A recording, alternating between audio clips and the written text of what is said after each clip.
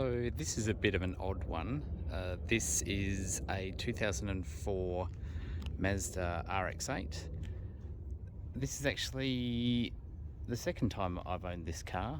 I bought it about 3 or 4 years ago with a dead motor, and I had Rotomotion, who are a rotary specialist workshop in Perth, put a fresh motor in it out of a half cut from KYP, and I belted it around for a while, and in this car I lost more points off my license than any other car I've ever owned.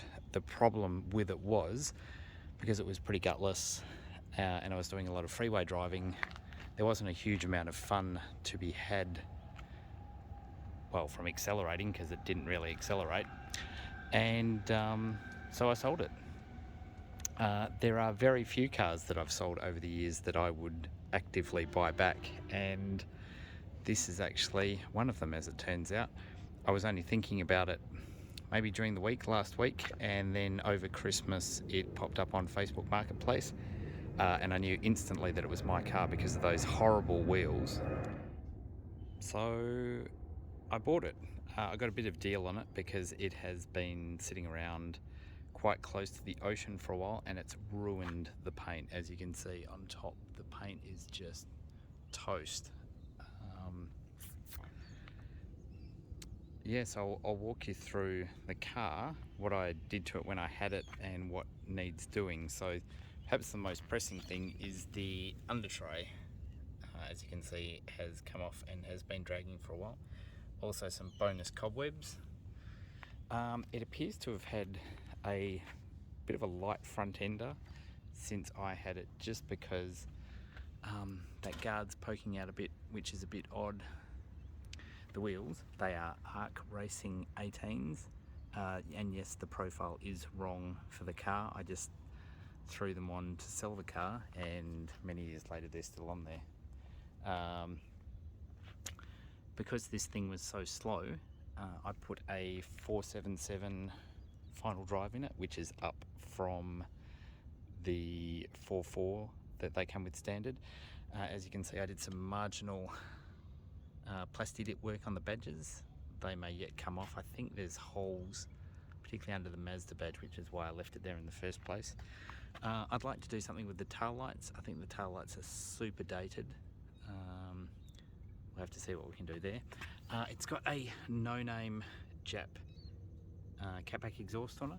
I didn't do anything else power-wise to the car when I had it, just because like the power upgrades that you get from any of the normal stuff is pretty weak. So coming inside, it's all pretty standard in here. The guy that I just bought it off armor-alled everything, and armor-all's just rank. I don't know why people armor-all things. Your inside isn't meant to be shiny, people, and what it causes is cracks like this. The oil seeps in, it gets hot, and then cracks your dash. So that's going to be hard to find because they are actually part of the airbag. That's just one panel. REM EMEA shift knob, Auto XE flat bottom steering wheel, and I had the standard hokey red leather replaced with reddish pinky suede by the guys at Trim Care. Chris and the boys do an incredible job. So that's about it for the interior. When I had the car, it had a Recaro in there. It was an Auto XE SPJ. That's now in my MX-5, so I'll have to find another Recaro. I think I've got an SR3 that can go in. So underneath, it's got Cusco sway bars, Teen Flex Z dampers.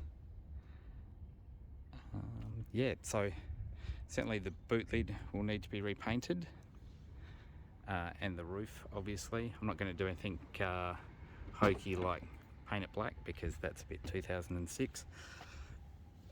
All right, let me see. Oh man.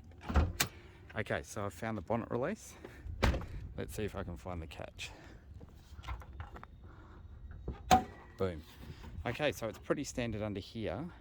That is an REM EMEA airbox, and I'm pretty sure there's an REM EMEA header tank in here as well. As you can see, also more bonus spider webs, thank you very much, and some grass. So yeah, this really has been sitting out in the weeds. And no battery clamp. I don't know how people manage to lose battery clamps. I appreciate they're a pain in the ass to put back on after you've taken them off, but fuck's sake, people, really. It does start well and it hot starts well, so I'm not particularly worried about it being dead. So in the back we've got some both good and bad signs. There is a thing of oil. Okay, rotaries do use oil, fair enough.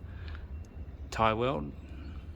And some more bonus spider webs. Thanks very much. I always find it a little bit scary / worrying opening the glove box. Oh, we've got some chips. Okay, Doritos. They might be in date. And ooh, RAC Auto Services. That's not a good sign for a car like this. Got some things. Far out, I'm pretty sure I put that Chuck Super Wipe in there. What else we got? They look like veal dockets and a whole heap of wires. This should be a fun small project, and look, if I find that I'm losing points off my license again, then I'll flick it again, but yeah, I'm pretty happy to have it back. Please like and subscribe. Thanks for watching.